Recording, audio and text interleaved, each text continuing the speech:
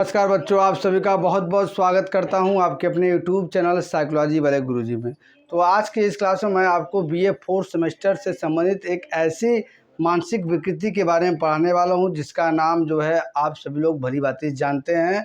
और यह एक ऐसी मानसिक समस्या है जिसके बारे में सभी लोग जो है जानते कम होंगे, लेकिन उस शब्द का इस्तेमाल ज़्यादा करते हैं।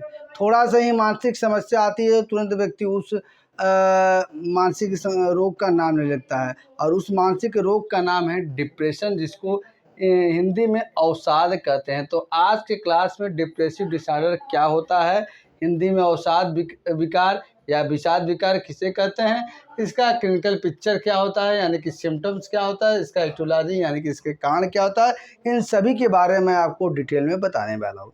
देखिए, यदि व्यक्ति की जो जनरल समस्याओं पे ध्यान दिया जाए, जब व्यक्ति किसी समस्याओं से ग्रस्त होता है तो 3 ऐसी मानसिक रोग हैं, ऐसी मेंटल डिसऑर्डर हैं जिसका व्यक्ति जो है नाम लेता है। जैसे किसी व्यक्ति को कोई समस्या हो गई तो कहता है यार हमसे बात मत करो, बहुत टेंशन में हम आजकल हैं। अगर किसी व्यक्ति को बहुत एग्ज़ाम आ गया, करीब वो पढ़ नहीं पाया, उसको पढ़ना है, अरे यार हम नहीं घूमने जाएंगे, बहुत स्ट्रेस में हैं, अब हमारा एग्ज़ाम आने वाला, हमसे बात मत करो। फिर एक सबसे ज़्यादा जो है, ये भी व्यक्ति के मुंह से आपने ज़रूर सुना होगा कि अरे बहुत हम डिप्रेशन में, हमारा दिमाग का काम नहीं करे, इस समय हम बहुत डिप्रेशन में हैं। तो डिप्रेशन वाकई में होता क्या है, ठीक है, उसके बारे में पूरा जो है परत दर परत मैं आप लोग सामने बताऊंगा। और साथ ही साथ ये मैं इसका जो उपचार होता है, कैसे यदि आप डिप्रेशन में तो कैसे ठीक हो सकते हैं, उसके बारे में भी मैं आपको बताने वाला हूँ अगले वीडियो में। देखिए, सबसे पहले हम समझें कि डिप्रेसिव डिसऑर्डर क्या होता है।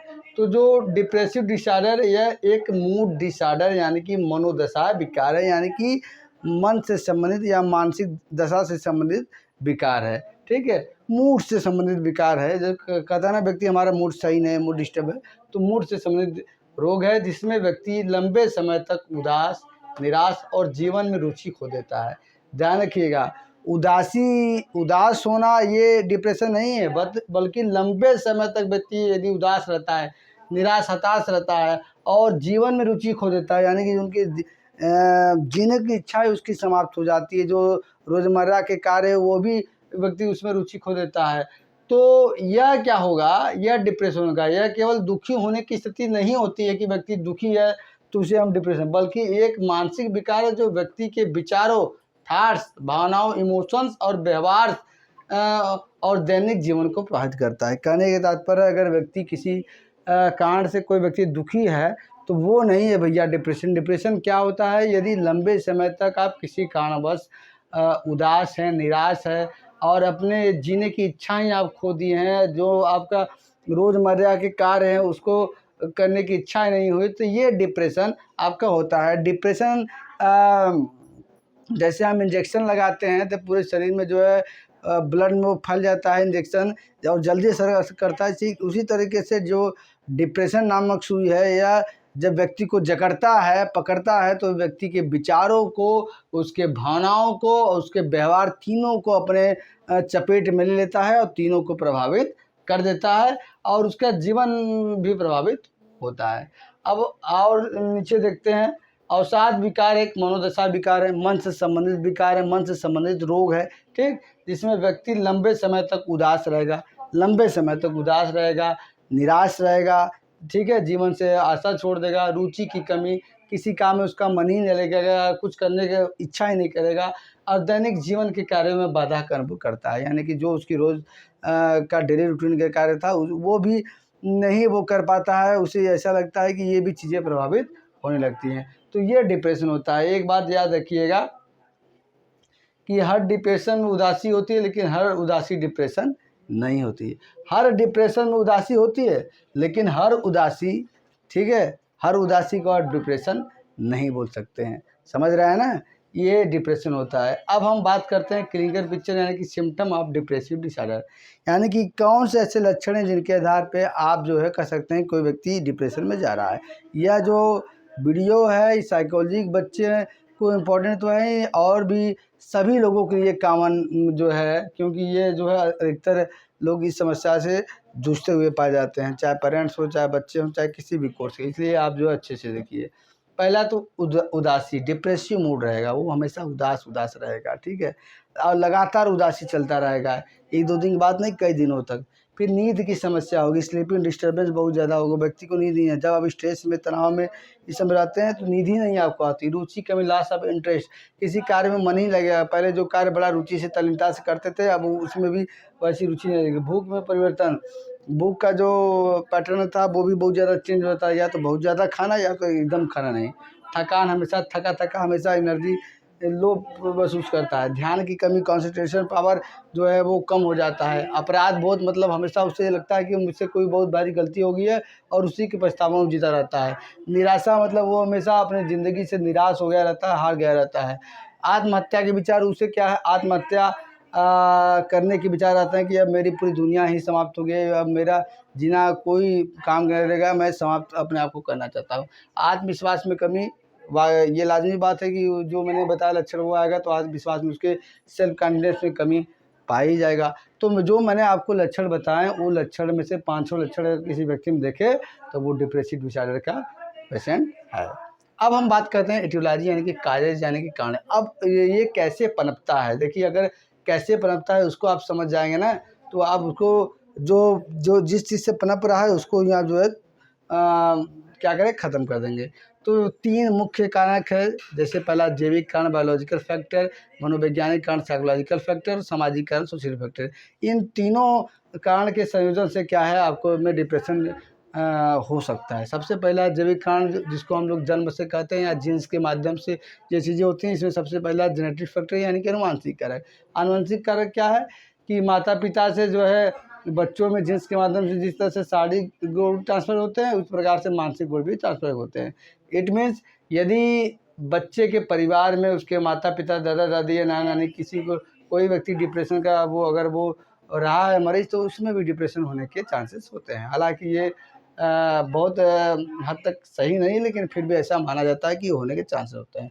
अब दूसरा है न्यूरोट्रांसमीटर। हमारे शरीर में जो न्यूरोट्रांसमीटर होते हैं, आप जानते हैं कि वे केमिकल मैसेंजर होते हैं, जो सूचनाओं को एक नर्व सेल से दूसरे नर्व सेल तक ढोने का काम करते हैं। और इनमें से 3 जो मुख्य रूप से न्यूरोट्रांसमीटर है, जैसे सेरोटोनिन है, एपिनेफ्रिन है, डोपामीन है। ये क्या होता है, अगर शरीर में इनकी कमी हो जाती है तो इससे भी व्यक्ति के क्या है, डिप्रेशन होने के चांसेस होता है। जैसे सेरोटोनिन जो होता है, अगर इसकी कमी हो गई, नॉरएपिनेफ्रिन की कमी हो गई, डोपामीन की अगर कमी हो गई, इसको डोपामीन को रिवार्ड केमिकल कहा जाता है, तो इससे हमारे अंदर क्या है, डिप्रेशन होने के चांसेस होता है।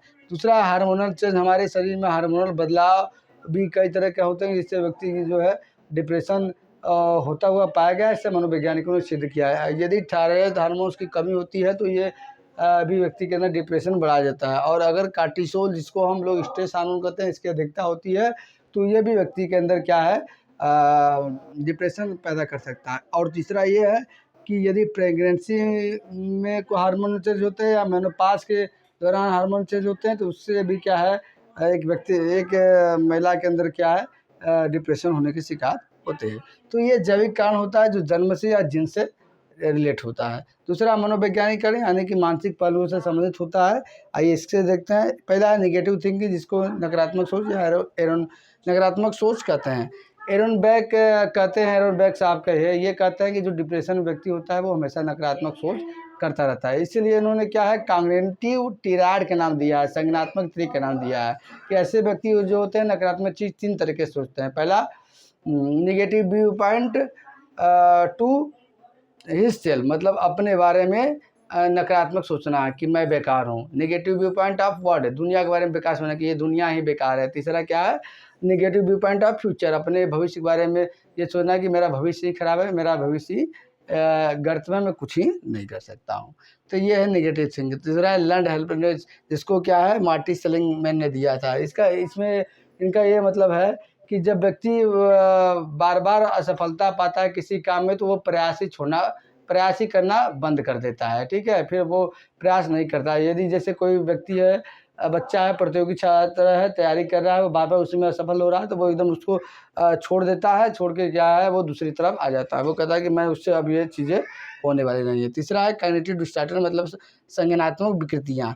इसका मतलब क्या होता है, इसमें व्यक्ति क्या है वास्तविकता को गलत तरीके से समझने लगता है। वो कहता है कि मतलब उसके सोच में जो है दिमाग घुस जाता है, इसको संज्ञानात्मक विकृतियाँ कहते हैं। जैसे हो सकता है कि ये दुनिया जो है मेरे लायक नहीं है, मेरे से ये चीज़ें नहीं हो पाएँगी, मैं ये नहीं कर सकता, ठीक है?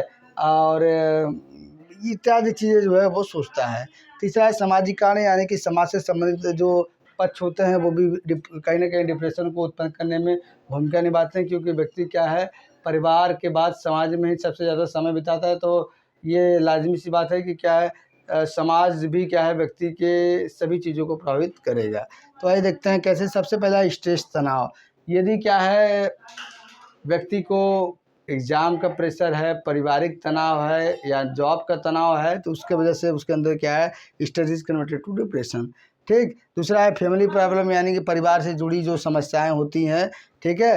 यदि व्यक्ति जिस परिवार में उसमें कलह, मारपीट, झगड़े या कोई अन्य कारण है, तो उसकी वजह से उसके अंदर डिप्रेशन हो सकता है। तीसरा फाइनेंशियल प्रॉब्लम, यानी कि आर्थिक समस्या है। इसका मतलब यह है कि अगर व्यक्ति को क्या है बेरोजगारी, कर्ज और आय के स्रोत की कमी है, तो व्यक्ति के अंदर निराशा और हताशा महसूस होता है और व्यक्ति डिप्रेशन का शिकार हो जाता है।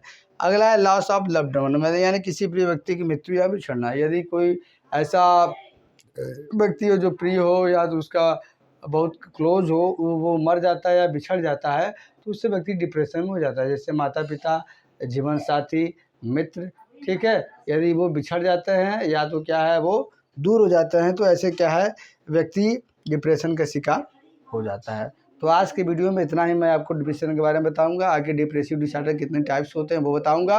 और यदि आपको अगर डिप्रेशन का इलाज जानना है तो आप कमेंट करेंगे डिप्रेसिव डिसऑर्डर की इस वीडियो में कमेंट कीजिए। कम से कम जो है 50 लोगों को कमेंट आएगा, तो मैं इसका जो है कैसे इलाज किया जाता है पूरा विस्तार से बताऊंगा, क्योंकि ये बहुत कॉमन मानसिक समस्या है, अधिकतर व्यक्ति इससे जूझता रहता है।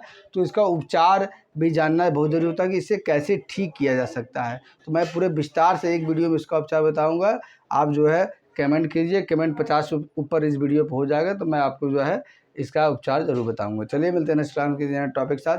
तब तक के लिए आपसे बच्चों का बहुत बहुत धन्यवाद। जय हिंद, जय भारत।